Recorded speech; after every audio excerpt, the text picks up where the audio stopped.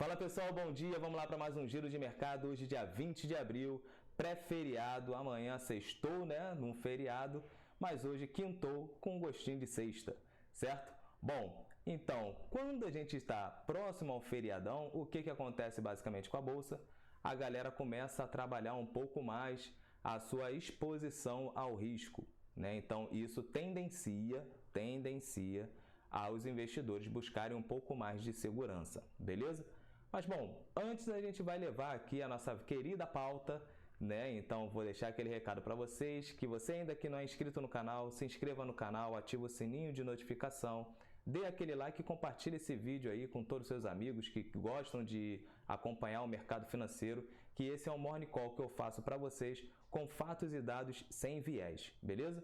Bom, ontem nós não tivemos o nosso giro de mercado, mas hoje a gente está aqui presente, porém, no entanto, na verdade, ontem nós tivemos o Descomplicando Finanças, né, que saiu às 7 horas da noite, está bem bacana o vídeo, a gente fala sobre análise técnica. Não quero transformar ninguém em um grande analista, mas simplesmente tirar você do zero. Quando vocês forem analisar um gráfico, vocês conseguirem identificar uma tendência, né? Se é uma tendência de alta, uma tendência de baixa ou uma lateralização, beleza? Somente ali trabalhando com suporte e resistências. Bom, seguindo aqui agora a nossa pauta, né? No mundo, quando a gente olha ali, nós temos a Europa majoritariamente no campo negativo, nós temos a Ásia e Pacífico sem uma direção única, mas majoritariamente no campo negativo, na minha visão, né? Neutro, porém negativo. Porque nós temos ali somente Hang Seng e Nikkei fechando no campo positivo, mas levemente, 0,07 para Hang Seng e nós temos ali 0,15% para o Nikkei, beleza? O restante, tudo no campo negativo. Os futuros norte-americanos também precificando uma abertura negativa. Nós temos ali o futuro S&P cedendo aí na casa de 0,7%, então está caindo e caindo forte. Nós temos aí o minério de ferro caindo forte também, né, 2% aí de queda. Nós temos o petróleo também caindo forte. Vini, o que está acontecendo no mundo? O que está acontecendo no mundo é o seguinte: os investidores, apesar do balanço das empresas norte-americanas estarem vindo bons, né, não tem tanta preocupação assim no ar, tem a fala do Fed. O Fed volta à tona ali, a preocupação dos investidores nessa subida da taxa de juros. Por quê? Vamos recapitular. Na última reunião do Fed, o Powell chegou a mencionar que o Fed poderia chegar próximo a uma pausa na subida da taxa de juros, certo? Essa foi uma das falas do Jerome Powell. Então isso acabou trazendo uma tranquilidade para a galera. Por quê? Porque isso geraria um alívio não, mas vamos colocar assim, uma pausa no aperto, aonde estaria trazendo uma redução das atividades econômicas do país, beleza? Porque se continuar o aperto, isso pode trazer uma recessão e não vir o soft landing como o Powell vem falando, mencionando diversas vezes nas suas reuniões, certo? Então, quando alguns Fed Boys começam a mencionar uma subida da taxa de juros de 25 base points, outros falando até mesmo na questão de 50 base points, com o mercado de trabalho norte-americano já sentindo essa mão pesada do Fed, com as atividades econômicas também sentindo a questão da mão pesada do Fed. Isso mostra para os investidores que isso pode trazer uma leve recessão nos Estados Unidos. Então, essa preocupação volta e volta forte, então faz com que os investidores começam a modificar a sua exposição, né? A sua carteira, remodelar a sua carteira, certo? Por quê? Lembrem-se sempre como eu falo, o mercado financeiro ele precifica uma expectativa futura, certo? Se o fato e o dado que vier, ele vir junto com a expectativa que o mercado estava precificando, ok, o mercado vai seguir aquela direção. Agora, caso venha ao contrário, o mercado começa a ter aquele estresse e todo mundo bater ali as suas ações, as suas posições e reformular as suas posições, beleza? Então, quando tem um perigo iminente, o mercado começa a reformular a sua carteira para justamente se preparar para uma próxima reunião caso o dado venha de acordo com a expectativa que o mercado está tendo, beleza? Bom, falando das empresas norte-americanas, as empresas continuam reportando bons resultados, não tem tanto problema ali não, mas a questão que assola hoje a cabeça do investidor é justamente o aperto monetário que pode seguir para uma leve recessão no mercado norte-americano. Ontem o futuro S&P fechou basicamente ali no 0 a 0, né? Nós tivemos ali a divulgação de alguns dados, como da Tesla, que veio abaixo, né? Até derrubou o mercado de automóveis na Europa, apesar da Renault e entre outras, e a Volvo, né, terem reportado bons resultados que caíram também devido à questão da queda do resultado da Tesla, né? A expectativa que tinha de resultado não veio conforme, beleza? Bom, olhando hoje lá nos Estados Unidos, nós temos fora os balanços das empresas, que depois a gente vai mencionar ali, nós temos o auxílio de seguro-desemprego, né, que a gente vai falar sobre o mercado de trabalho, sai hoje de manhã, e nós temos também alguns Fed Boys e Fed Girls, né, Fed Womans, falando. Então todo mundo vai ficar atento, porque agora a taxa de juros norte-americana ganha cada vez mais força nos noticiários, beleza? Bom, olhando aqui para o nosso Brasilzão, deixa eu até passar aqui para vocês. Vou mudar aqui a minha câmera. Bom, esse aqui é o futuro S&P, basicamente ali no 0 a 0. Quando a gente olha lá fora o mercado norte-americano, a gente está falando até mesmo de estar numa alta, né? Tá bem na high. Se eu pegar aqui no mensal, a gente olha como está o S&P, né? Cedeu aqui, mas está buscando uma retomada aí para vir para o topo novamente, né? Para os seus 4.800 pontos. Então, essa preocupação toda, por isso que a gente sempre está mencionando ali que tanto lá, aqui dentro quanto lá fora seguem rumos diferentes, beleza? Então, deixei até aqui mesmo separado para vocês.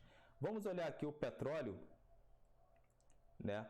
Porque o petróleo ele vai ditar o rumo da Petrobras. O petróleo cede hoje forte também, então a Petro pode vir a ceder, e a preocupação é justamente se aumentar a taxa de juros, isso vai afetar a demanda das commodities, certo? Se afetando a demanda das commodities, o petróleo começa a ceder, minério de ferro já vem cedendo também, já porque a China ela acaba trabalhando naquele teto de produção do aço, então isso já faz com que a demanda sobre commodities, né, sobre minério de ferro reduza, e ainda mais com o aperto monetário, isso pode trazer um problema maior, beleza?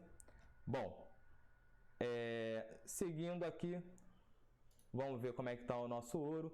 O ouro continua ali na high, ele só não está subindo mais devido à questão do aumento da taxa de juros, que isso pode trazer um dólar mais caro e acaba isso tirando um pouco o apetite sobre o ouro, né? O ouro é um forte ativo quando a gente trata de inflação. Quando a inflação está iminente, a inflação está subindo muito, então o dinheiro fica mais barato, muita gente busca a segurança ali no ouro, beleza? Bom, vamos para a divulgação dos balanços de hoje. Divulgação dos balanços de hoje, para a gente ficar atento, nós temos aqui o Trust Financial, né, que vai divulgar hoje, né, já divulgou aqui, veio abaixo do esperado, então a projeção é de $1,14 lucro por ação e veio $1,05 por ação, beleza? A receita projetada veio basicamente em linha, mas a questão foi aqui o lucro. E aqui, o que eu quero trazer para vocês?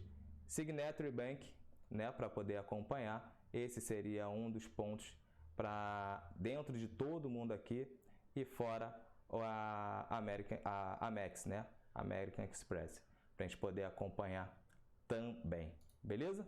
Bom, vamos seguir aqui para o nosso Ibovão da Massa, que cedeu forte aí na casa de 2%, né? Então nós tivemos ali o Ibovão caindo, mas muito mais pela questão da Vale. A Vale ontem, né, anteontem na verdade, anunciou na terça-feira, ele anunciou a sua produção, né, de minério de ferro. A produção atingiu 66 milhões de toneladas, certo?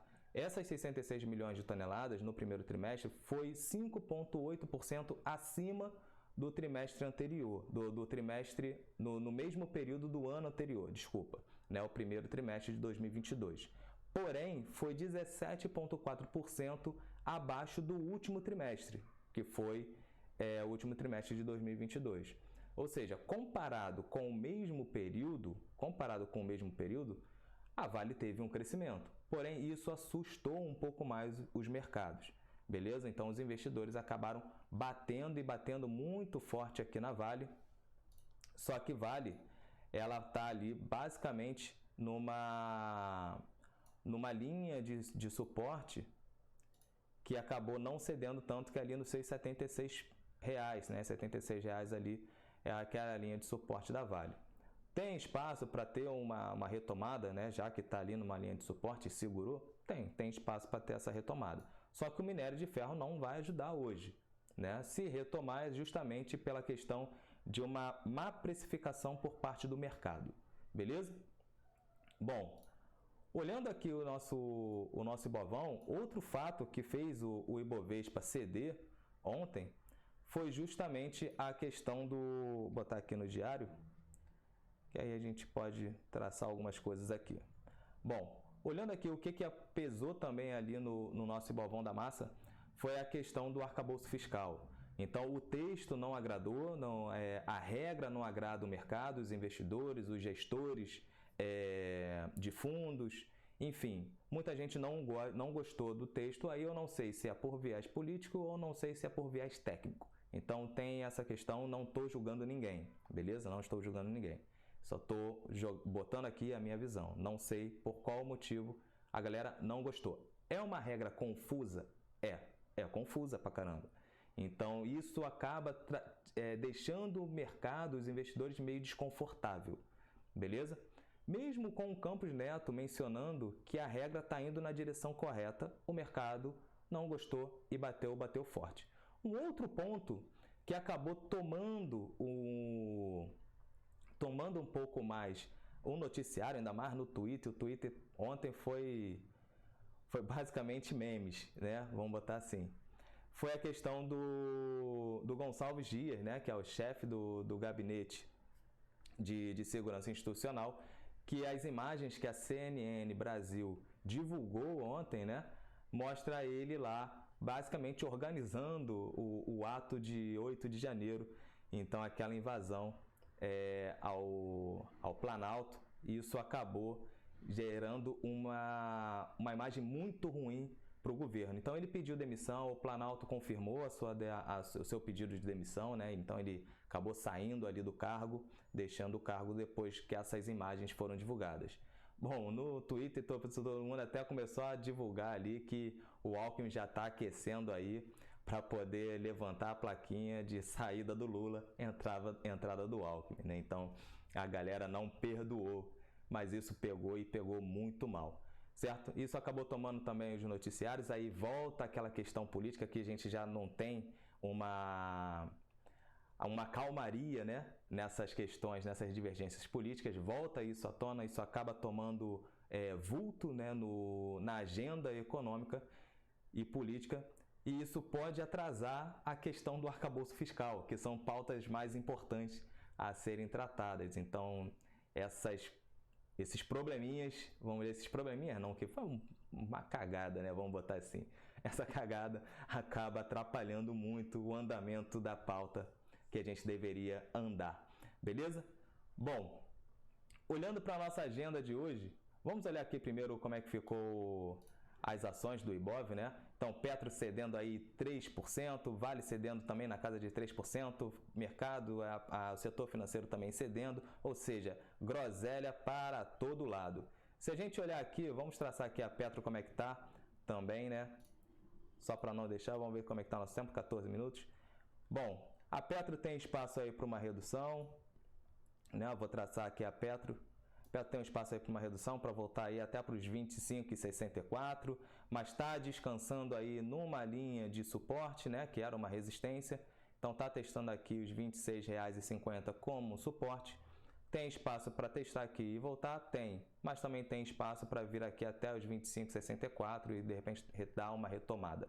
A questão toda da Petro é o valor do petróleo. Assim como a nossa querida Vale também, bem aqui numa linha de suporte, né, que é uma linha importante aqui, né, dos R$ 76,00. Então, pode ser que o mercado venha digerir melhor esse relatório da produção da Vale e voltar a tomar um pouco mais, porque eu acho que, na minha opinião, ficou mal precificada. Não é call de compra, não estou dando call de compra, certo? Cada um tem seu perfil, cada um analisa. Olhando aqui o nosso YouTube, nosso Itauzão. Bom, nós temos aqui uma linha aqui de resistência aos R$ 26,00. Nós temos aqui um suporte, basicamente, aqui nessa faixa de preço dos 23. Vamos traçar aqui a nossa querida Fibo. Gosto bastante da Fibo.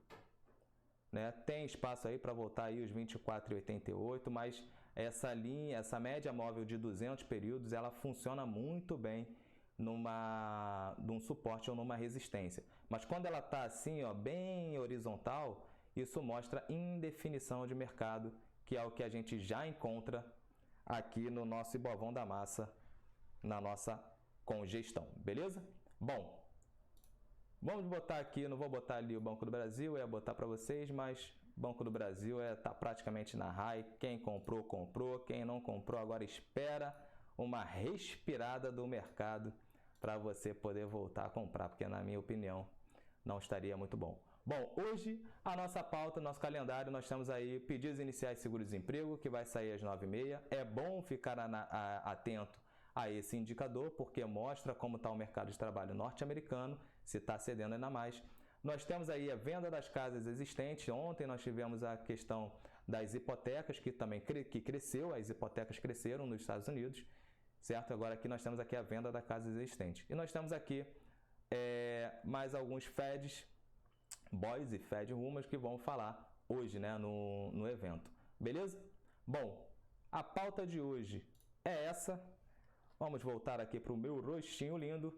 Então fiquem todos atentos aos indicadores e às falas dos dirigentes do Fed, beleza? Então a volta da questão da taxa de juros, isso está acima mesmo dos balanços das empresas. Só que, atento à galera que investe lá fora, beleza? Quem investe lá fora e está vendo que as ações estão tendo bons resultados, mas agora está tendo uma liquidação, façam a conta, façam a análise, porque pode gerar oportunidade. Até mesmo aqui no Brasil, quando a gente tem esses ruídos políticos e essas questões todas que estão relacionadas ao fiscal, tem muito ativo que está sendo mal precificado pelos investidores, na minha opinião. Então, analisem direitinho, com lupa, quem tem seus